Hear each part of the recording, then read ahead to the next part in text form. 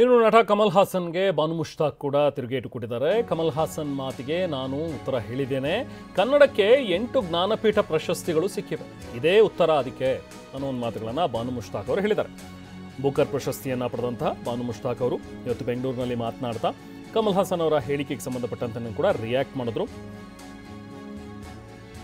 ಕನ್ನಡಕ್ಕೆ ಬೂಕರ್ ಪ್ರಶಸ್ತಿ ಸಿಕ್ಕಿದೆ, ಕನ್ನಡಕ್ಕೆ 8 ಜ್ಞಾನಪೀಠ ಪ್ರಶಸ್ತಿಗಳು ಬಂದಿವೆ, ಇದೇ ಅವರ ಪ್ರಶ್ನೆಗೆ ಉತ್ತರ ಅಥವಾ ಇದೇ ಅವರ ಮಾತಿಗೆ ಉತ್ತರ ಅನ್ನುವಂಥದ್ದನ್ನು ಬಾನು ಮುಷ್ತಾಕ್ ಅವರು ಹೇಳಿದ್ದಾರೆ.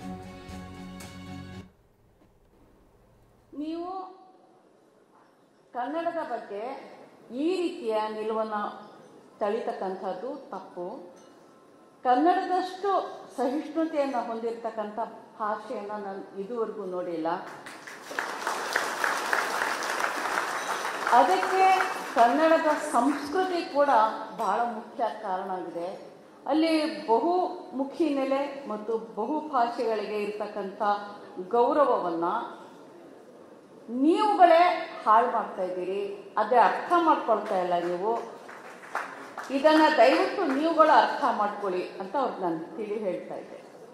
ಹೀಗೆ ಈ ವಿಷಯದಲ್ಲಿ ಕನ್ನಡದ ನಿಲುವನ್ನು ಸ್ಪಷ್ಟಪಡಿಸಬೇಕಾದಂಥ ಒಂದು ಅವಶ್ಯಕತೆ ಬಾರಿಗೆ ಬರ್ತಾ ಇದೆ ಮತ್ತು ಅದು ಭಾವನಾತ್ಮಕವಾದಂಥ ನೆಲೆಯಲ್ಲಿ ಬರ್ತಾ ಇದೆ ಅನ್ನೋದನ್ನು ಹೇಳ್ತಾ 8 ಜ್ಞಾನಪೀಠ ಮತ್ತು 1 ಬುಕರ್ನೊಂದಿಗೆ ಬಹುತ್ವ ಮತ್ತು ಸಾಮರಸ್ಯದ ಜೀವಂತ ಭಾಷೆ ಎಲ್ಲ ದ್ರಾವಿಡ ಭಾಷೆಗಳೊಡನೆ ಸಹೋದರಿತ್ವದ ಸಂಬಂಧವನ್ನು ಹೊಂದಿದೆ ಅಂತ ಈ ಪ್ರಶ್ನೆಗಳನ್ನು ಕೇಳೋರಿಗೆ ನಾನು ಹೇಳಲಿಕ್ಕೆ ಇಷ್ಟಪಡ್ತೀನಿ. ಇದು ಸಾಮಾನ್ಯ ಅಲ್ಲ.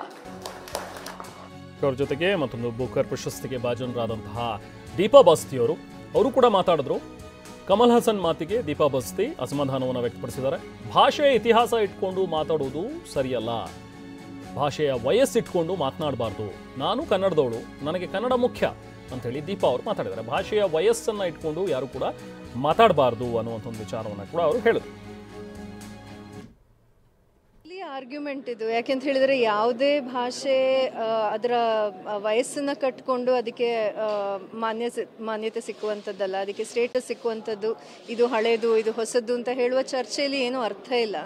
ಎಲ್ಲ ಭಾಷೆಗಳು, ನಮ್ಮ ಕನ್ನಡ ಆಗಲಿ ತಮಿಳಾಗಲಿ ಇಂಗ್ಲೀಷ್ ಹಿಂದಿ ಯಾವುದೇ ಎಲ್ಲ ಭಾಷೆಗಳು ಒಂದೇ, ಎಲ್ಲ ಭಾಷೆಗಳು ಮುಖ್ಯ, ಎಲ್ಲ ಭಾಷೆಗಳು ಅವೇ ಆದ ಒಂದೊಂದು ಸ್ಟೇಟಸ್ಗಳು ಇರುತ್ತವೆ.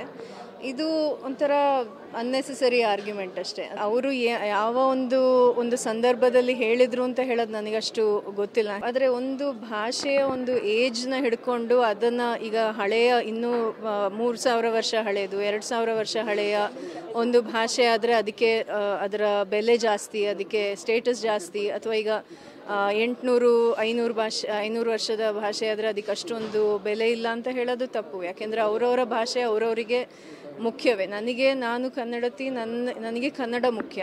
ಈಗ ಅವರಿಗೆ ತಮಿಳ್ ಮುಖ್ಯ ಇರ್ಬೋದು, ಅಥವಾ ಇನ್ನೊಬ್ಬರಿಗೆ ತುಳು ಇರ್ಬೋದು, ಕೊಡವ ಇರ್ಬೋದು, ಯಾವುದೇ ಭಾಷೆಯ ಇದಿರ್ಬೋದು.